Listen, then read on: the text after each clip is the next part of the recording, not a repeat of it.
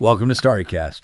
So May 2025, it looks like it's unfolding with a really interesting story in the stars, kind of dialing up the volume on, doing your own thing and really tuning into our own needs, our desires. Over the next few minutes, we'll map out the big celestial shifts for the month. We'll look at the key planetary moves, the moon phases, and then dive into how these energies really play out for each zodiac sign specifically. Yeah, starting right at the beginning of May, like the 1st to the 3rd, there's this really quite lovely alignment. Venus conjunct Neptune, and it's in Aries. Now, Aries, that's about starting things, self-assertion. So when Venus, which is all about our values, what we love, merges with Neptune, the planet of dreams, spirituality, right? When they meet in Aries, it gives us this chance, almost like a seamless opportunity to put ourselves first. It's like the universe is giving us permission, Right. to just honor what we want. And there can be this almost elevated sense of pleasure in making those independent choices. What's really interesting too is Neptune in Aries. Well, it's still pretty new for most adults. So this feeling of like divinely inspired self-focus, it feels fresh. Okay, that sounds like a nice ease in. But then mid-May, around the 12th, you mentioned things get a bit trickier. Mercury in Taurus squaring Pluto in Aquarius. Now, square usually means tension. Right? A challenge. Exactly. So you've got Mercury, communication, meeting Pluto, transformation, power in that challenging way. It could mean we feel some strain in how we talk to each other, maybe feeling like, words get twisted, or we're just not being heard. Arguments might feel more intense around then. Right. And then also on the 12th, the full moon. Yes, a full moon in Scorpio. Full moons are always about culmination, release. And in Scorpio, that's deep, emotional. So the letting go can be pretty profound. But here's the kicker. This full moon is directly opposite Uranus in Taurus. Ah, Uranus, the planet of surprises, chaos even. That's the one. So that opposition, it can inject this real element of unpredictability, maybe disruption into our emotional world, think sudden shifts, maybe even an unexpected end to something that felt emotionally really significant. Wow, okay, like pulling the rug out from under an emotional situation. Sort of, yeah. It's got that energy, like lightning or electricity just destabilizing things. An emotional chapter might just end abruptly. So that disruptive feeling carries on. It seems like it. Around May 17th, the sun actually conjuncts Uranus in Taurus. So that really amplifies that volatile, surprising energy. It might be the peak of it. Okay. And then close on its heels, around the 17th, 18th, Mercury in Taurus squares Mars in Leo. Now that sounds fiery. Communication might get more, assertive, maybe even a bit combative. So watch our words around them. Disagreements could blow up easily. It's definitely something to be mindful of, yeah. Things could escalate quicker than usual. Okay, so quite an intense mid-month. Does it lighten up towards the end? It does shift, thankfully. On the 20th, the sun moves into Gemini, and that brings a different feel, lighter, more airy, a breath of fresh air. We tend to move away from some of that stubbornness, that potential conflict from earlier. More focus on personal interests, choices, exploring things. That sounds good. And there's a helpful aspect too, Venus and Mars. Yes. From the 20th to the 24th, Venus in Aries makes a trine that's a harmonious angle with Mars in Leo. Trines are supportive, flowing. So this is a really good window for, say, mending falses if relationships got strained earlier. Finding harmony. It's also good for just getting things done, making progress on goals. You might find it easier to align with what others are trying to achieve too. Nice. So opportunities for repair and progress. What else is happening in late May? Well, a couple more significant things. On the 24th, Mercury conjuncts Uranus in Taurus again. This echo of that Mercury-Uranus connection, it really underlines the potential for surprising news, unexpected insights, maybe sudden clarity. Like the final word on whatever got stirred up earlier. It could be, yeah, that moment where things that felt confusing suddenly just click. You get the final piece of the puzzle. Then, a big one, May 25th, Saturn enters Aries. Saturn changing signs is always major. Into Aries. What does that signify? It marks a really significant shift. Saturn is about structure, maturity, responsibility, boundaries.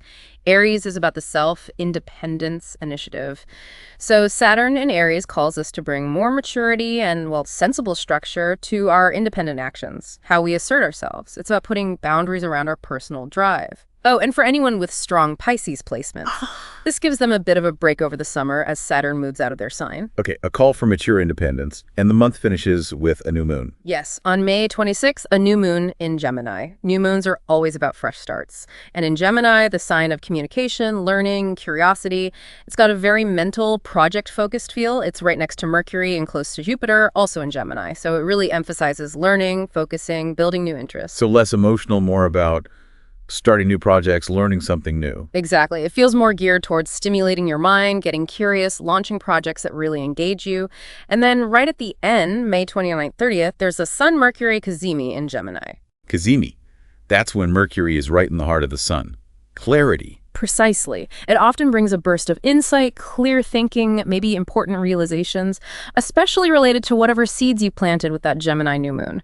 Really a positive time to start or push forward with personal growth stuff. Okay, that's a really helpful overview of the month's flow. Shall we dive into the signs now, see how this plays out for everyone? Let's do it. Starting with Aries. For you, Aries, this month feels like the universe is kind of nudging you into a mentor role.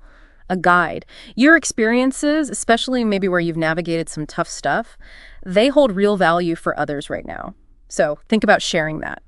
Also, it's a good time to sort out any debts, financial loose ends. But the really big news for you is Saturn landing in your sign. That kicks off a major new era. Whole new chapter for Aries then. How might that look? It could reshape the very structures of your life. Think foundations. Something you thought was permanent might actually dissolve or shift, but trust that it's likely for a good reason, for your growth. Sure. And just one more thing as you step into that supportive, maybe even caregiving role for others. Remember your own boundaries. Don't overextend yourself. Got it. Boundaries are key. Okay, moving on to Taurus. Taurus may ask you to look maybe a bit deeper into that collective unconscious realm. You might feel drawn to quieter places, maybe hospitals or nursing homes come into focus, or perhaps just a real need for nature, a vacation. That Venus-Neptune conjunction happens in your 12th house, which is all about the subconscious, spirituality endings, so that theme is strong. And the full moon, where does that land for Taurus? That intense full moon hits your 6th house. This relates to daily routines, health, work, even pets. So expect some kind of culmination there. Could be finishing a project, a shift in diet or routine, or maybe news about work or finances, like a raise perhaps. Then Gemini season lights up your 1st house, the house of self. So focus on me for Taurus later in the month. Yes, new beginnings related to you, your identity, your hobbies, what you really care about. And there's this lovely underlying theme of loving, caring, sharing connected to it. Finally, with Saturn and Neptune moving through your 11th house of groups and aspirations, there could be changes or even dissolutions within, say, your workplace, friendships, or groups you belong to. But this could surprisingly open doors to new opportunities. Interesting. Okay, Gemini, what's May holding for you? Gemini, your focus really zooms in on work, career, your public image this month. That Venus-Neptune conjunction is in your 10th house of career. So this could bring positive recognition, maybe a promotion, or really exciting new work opportunities. Could even mean a new romance connected to your job, potentially. Career and maybe love intertwined. What about the tougher spots? Pluto. Right. Pluto retrograde is in your 8th house. This prompts a review of things like debts, shared resources, intimacy, mental health, maybe even estate issues. If things feel slow in these areas, just try to have patience. And definitely be cautious, not naive, with financial dealings. Also, Mercury conjunct Chiron in your 10th house. This could be about alliances to gain career recognition. Maybe even sharing past struggles you've overcome in your field could be healing or helpful now. And other opportunities mid-month. Yeah, that 11th house activation around the 10th, 17th, 24th could bring new friends, maybe chances for side income or invitations to join organizations. The full moon is in your 5th house, creativity, kids, romance, so expect revelations there. Good time for hobbies, maybe even a little luck with money. Then Gemini season activates your 12th house, time for introspection, shadow work, deeper thinking. And lastly, that big Saturn shift into Aries, that hits your 10th house too. So yeah, expect significant career changes or developments starting now. Okay, a lot happening for Gemini, now for Cancer. Similar career focus. Yes, very similar themes for Cancer. Career recognition, potential advancement are definitely highlighted. Venus conjunct Neptune in your 10th house, again bringing those career opportunities, recognition, maybe more income. Pluto retrograde in your 8th house brings that review of shared resources, maybe digging into taboo topics, psychology, intuition.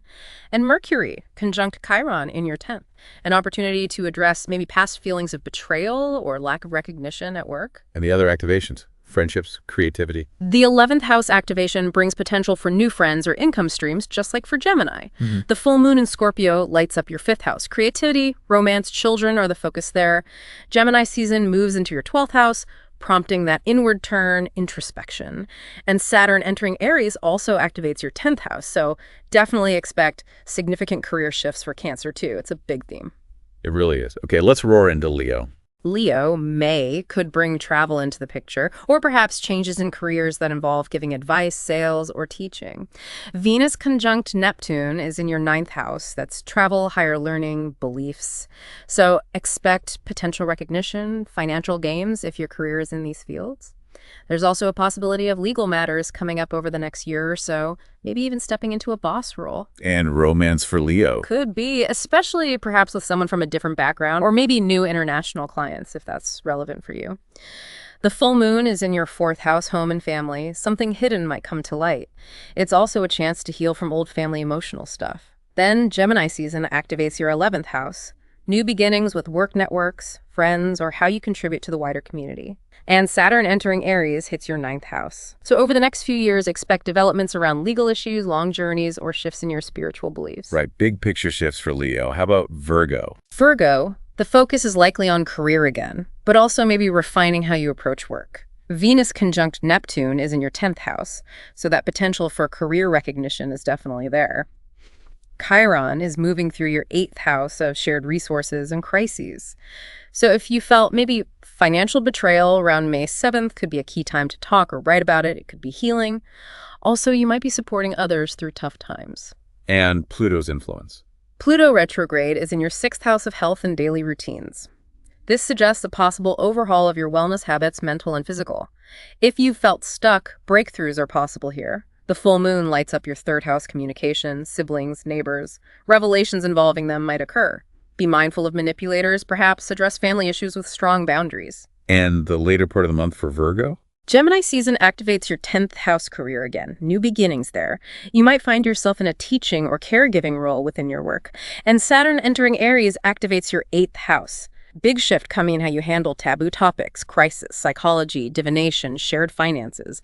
Something ends, something new begins. Especially positive if you work in psychology or related fields. Okay, makes sense. Libra, relationships and finances. Exactly. Focus on relationships, money matters, maybe some spiritual insights for Libra. Venus conjunct Neptune is in your 7th house of partnerships, so that should enhance harmony there. Pluto retrograde is in your 5th house, prompting a review related to romance, children, creativity, or hobbies. Your 8th house gets activated from May 10th to 24th. This could mean talks about finances or finding tools to navigate tricky situations, financial, mental health, even divination. Actually, a good time for divination if you're into that. And Gemini season for Libra. Activates your 9th house travel, learning, philosophy. So good for literal travel, but also for seeking answers maybe from the divine. An introspective spiritual journey is possible. The new moon in Gemini emphasizes sharing, giving back, gratitude, and Saturn entering Aries hits your 7th house. Over the next few years, expect shifts and partnerships. Old structures might end, new ones begin. Significant relationship evolution for Libra. Now for Scorpio, sounds like an intense month for them with that full moon. Oh, definitely. Intense emotional landscape, focus on endings, new beginnings, especially in relationships and personal transformation. Venus conjunct Neptune is in your 6th house. Daily routines, work, health could blur lines there, but also bring creative expression into those areas. And yes, that full moon is in your sign. Powerful time for emotional release, unexpected insights. Be ready for things to feel potentially destabilizing. Where are Pluto and the Gemini energy focused for Scorpio? Pluto retrograde is in your 4th house, deep review of home, family, foundations. Gemini season activates your 8th house, focus on finances, crisis, psychology, shared resources. Potential for new beginnings in these intense areas. You might find yourself being a teacher or caregiver in these realms. And Saturn entering Aries, that activates your 6th house. Could mean a promotion, more income, Or your health might come under scrutiny, but for positive changes. Okay, intense but potentially rewarding. Sagittarius next. Sagittarius, focus seems to be on creativity, work-life balance, maybe some shifts in your living situation. Venus conjunct Neptune is in your 5th house. Creativity, romance, fun, heightened energy there. Enjoy leisure activities. Pluto retrograde is in your 3rd house. Review, communication, learning, local environment, siblings. The full moon is in your 12th house. Hidden things. Emotions, secrets might surface. Time for introspection, spiritual awareness. And the second half of the month for Sagittarius. Gemini season activates your 7th house partnerships. Focus on relationships, both personal and professional. Saturn entering Aries activates your 5th house. Over the next few years, this suggests maybe a more disciplined approach to creative projects or your relationship with children or romance. Changes are possible here. Discipline in the fun zones. Okay, Capricorn, home and family. Yes, focus on home, family, and also potential career shifts for Capricorn. Venus conjunct Neptune is in your 4th house, enhancing harmony at home. That's nice. Pluto retrograde is in your 2nd house. Review finances and personal values. What's really important to you? The full moon lights up your 11th house, culmination related to friendships, groups you're part of, or your long-term hopes and dreams. And Gemini season and Saturn for Capricorn. Gemini season activates your 6th house, focus on daily routines, work, health. New approaches possible there. Saturn entering Aries hits your 4th house. This is big, significant changes in family and home dynamics over the next few years. Something ends, something begins. Could also boost a home-based career. Just maybe be mindful of creating a peaceful home vibe. Perhaps consider water features or something calming. Interesting advice. Aquarius next. Communication and home. Sounds right. Themes of communication, learning, but also family and home are prominent for Aquarius. Venus conjunct Neptune is in your 3rd house, enhancing communication, maybe sparking really inspiring ideas. Good time for writing or speaking. Pluto retrograde is in your sign, Aquarius. That's intense. An ongoing period of deep personal transformation, reviewing your identity, your power. Wow, Pluto in the 1st house is major. What about the full moon and later energies? The full moon is in your 10th house, culmination related to career, public image. Something might reach a peak there. Gemini season activates your 5th house. New beginnings in romance, creativity, fun, leisure. Time to lighten up. Saturn entering Aries activates your 3rd house. Potential changes over the next few years in relationships with siblings or cousins, how you learn, your communication style. Okay, lots of personal and communication shifts. Finally, Pisces. Pisces. The focus seems to be on finances, communication, and home life. Venus conjunct Neptune is in your 2nd house of money and values. Potential for increased income or maybe just a shift in what you value. Pluto retrograde is in your 12th house, actually, not your 1st. Sorry, slight correction there. Deep subconscious transformation, looking at hidden patterns. The full moon is in your 9th house, culmination related to travel, higher education, beliefs, publishing. Something may come to fruition there. Got it. 12th house, Pluto for Pisces. And Gemini season. Gemini season activates your 4th house, new beginnings related to home and family.